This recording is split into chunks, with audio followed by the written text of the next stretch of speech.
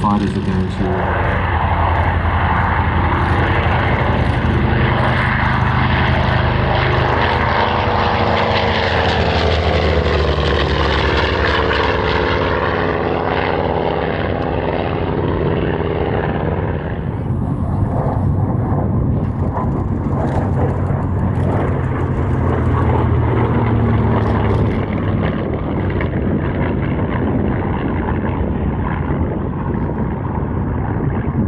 absolutely incredible PR, shall we say, about German pilots was nothing like the reality. There were certainly some who probably were bad eggs, but this particular gentleman was a gentleman. He ended up after the war as an architect. Well, that's quite the transition. Beautiful aircraft, he's landed it very well, and Chris is going to bring it in and take it down the cross runway to park it. But give him a big wave as he goes past. A huge wave and a round of applause. He's really done well bringing this aircraft up. We're very privileged to have it here at its first display in Australia. The World War II fighter. We've seen the Spitfire followed by the Mustang, and now here we see the Focke Wulf 190. It's a 10% original aircraft, and the other 90%.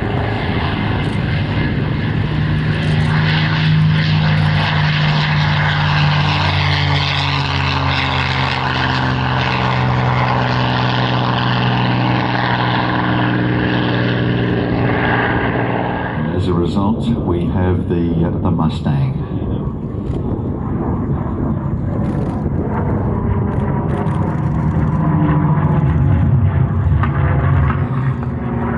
Initially went into service as a Army Cooperation aircraft with number 26 Squadron.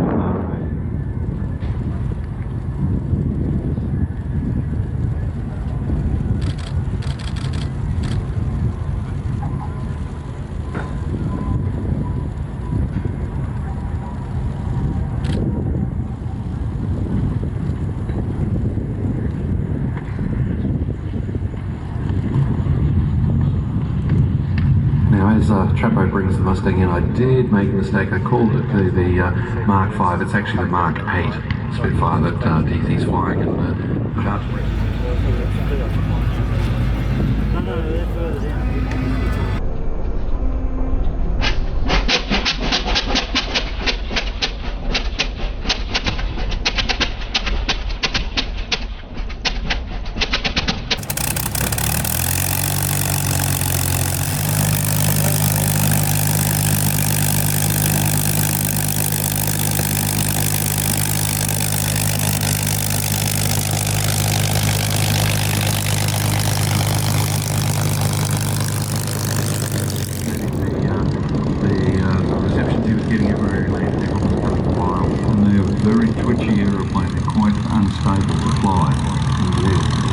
Moving from World War I to World War II, we're now seeing some of the difference in design that occurred in those short years. A trio of the legendary aircraft that come out from that conflict. Merlins and also this big radial engine in the Focke Wulf.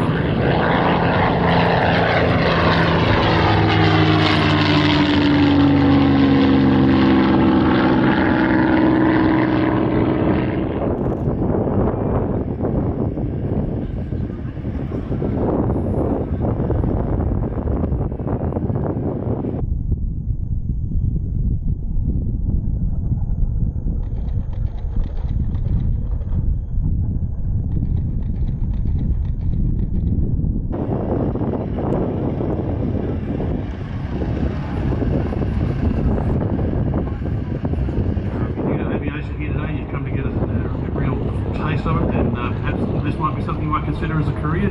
There's plenty of flying training organisations here that are well represented today, and I'm sure they'd love to have a bit of a chat to you.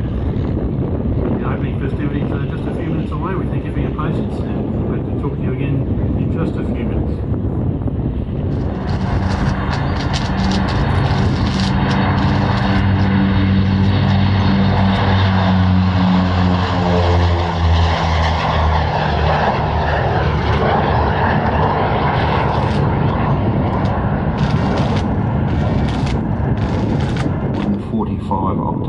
so a very, very high octane rating, and they were pumping that fuel same into those Westinghouse jets.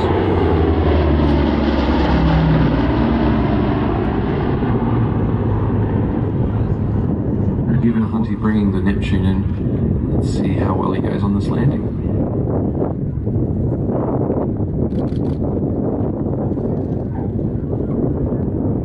Making it look easy. I wish all my landings looked that good.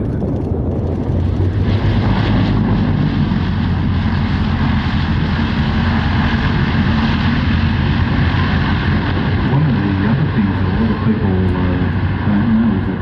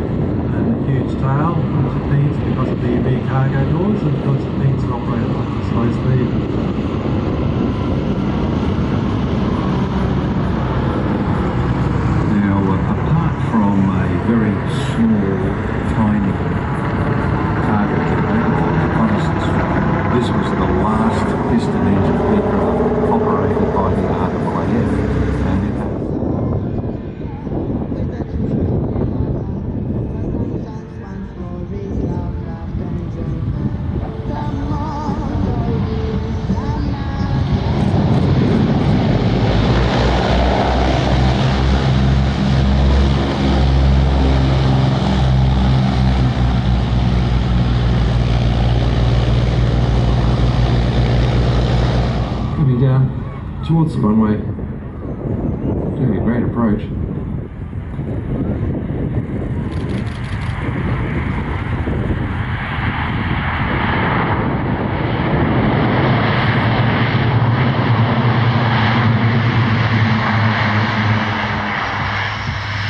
Excellent short field landing there. They can do a lot shorter than that with what they call the Sarajevo approach, which is very, very steep, gets them on the ground in a hurry to avoid the potential of any anti-aircraft fire or small arms fire. It's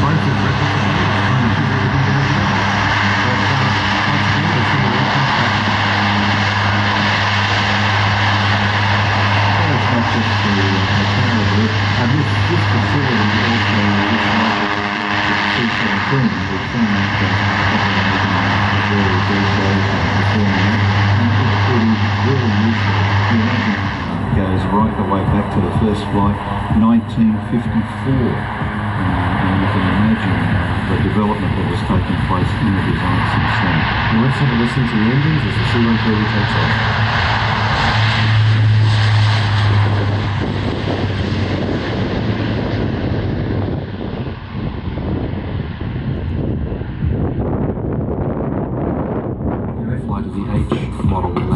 Went up Sydney Harbour, and he was on the flight deck as they went through Sydney Harbour on the one with the commemorative yellow tail. So has a range of about 2,835 nautical miles and a maximum speed of about 362 knots.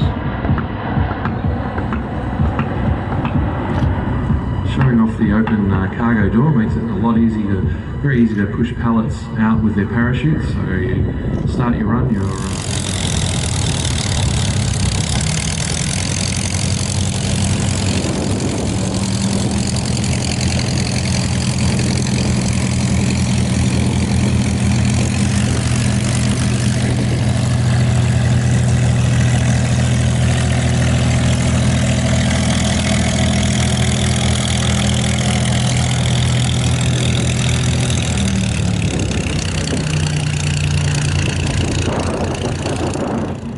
central shaft with the propeller bolted to the engine. It's amazing. And they had an open oil system. They used castor oil, so castor oil would come back over the pilot. Good for the skin, Not so good for other reasons. If anyone knows the effects of castor oil, I'm sure you can imagine. It's strange to think that the Fokker triplane was actually brought in as a result of the introduction of a triplane by Sopwith, the Royal Naval Air Service, very successful in The engines that were used by aircraft of that mark. and they used that engine. Yeah, very impressive. If you have a look at the SE5 that's about to go down in flames, you can see it's armed with a Vickers gun, which is fixed and fires through the propeller arc, like the Spandau machine guns on the Fokker triplane. But there is another gun that's over the top of the wing. That's a Lewis gun.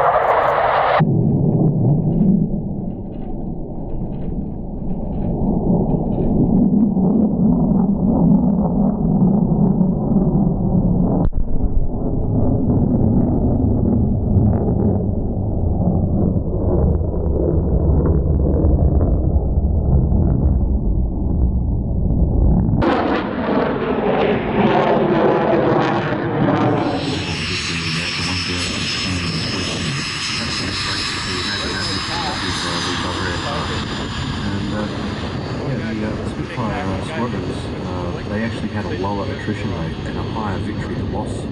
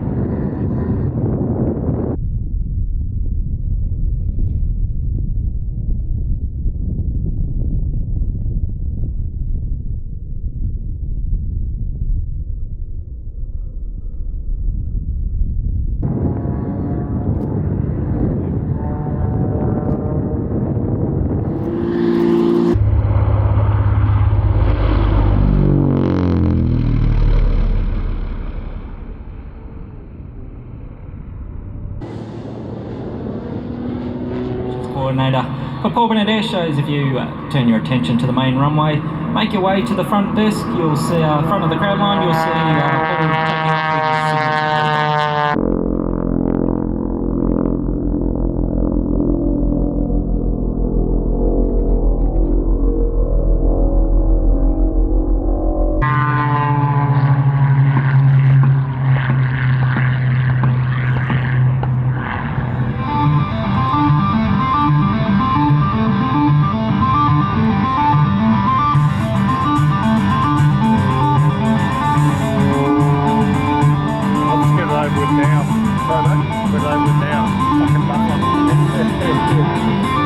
Illawarra, Bennet and the Wulf Pro.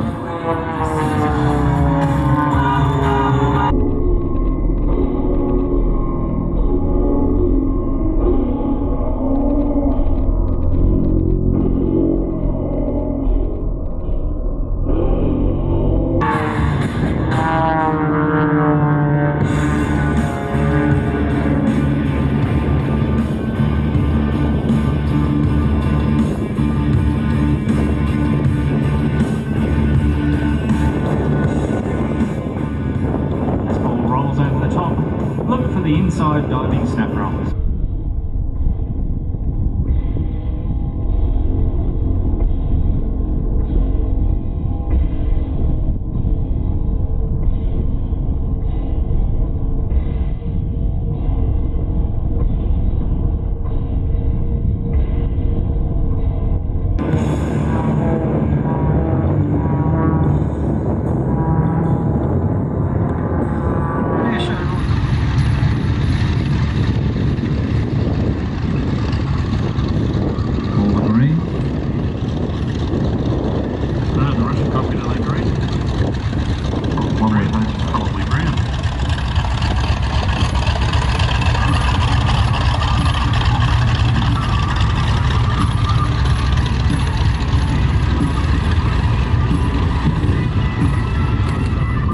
Great to see Marky supports many of these. Ladies and gentlemen, listen to this, the sound of the Grumman Avenger, the largest single-engined aircraft to come from the Second World War.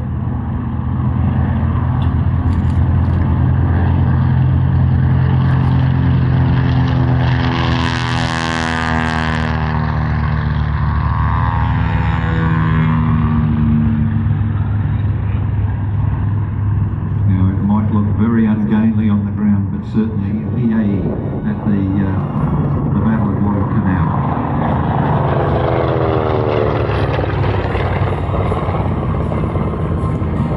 Now there's about 4,600 of these aircraft produced through its production time, and some interesting... Unfortunately, Steve passed away, and Paul Bennet was his chief pilot up there.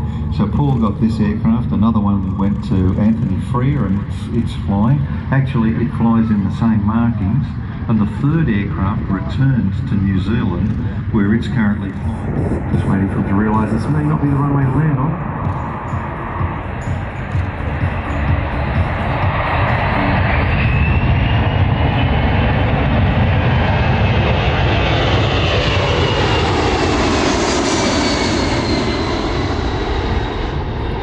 17th of January 1995, the first US Air Force squadron became operational with these particular aircraft, and over 250 have been. Yeah, the best spent slab of beer I've ever done. This aircraft is integral, and the power goes in there.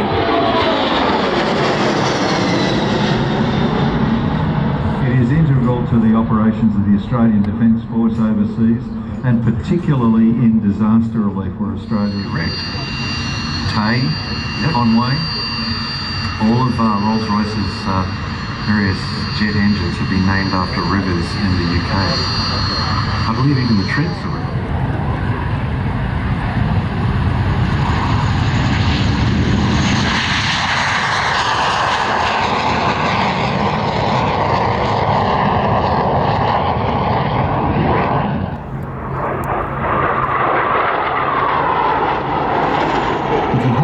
Shape. Any kid of my age, I believe it's time to get some big photos. That might be Justin. That's what you do to dispose of all your avgas. There you go. Bit of depth cord and a whole lot of avgas, and we just got warmer. Thank you. Well, ladies and gentlemen, that is the end of our flying display down here at Wings over the Illawarra. For 2017, ending with the wall of fire there, which we did again yesterday. We'd like to thank you very much.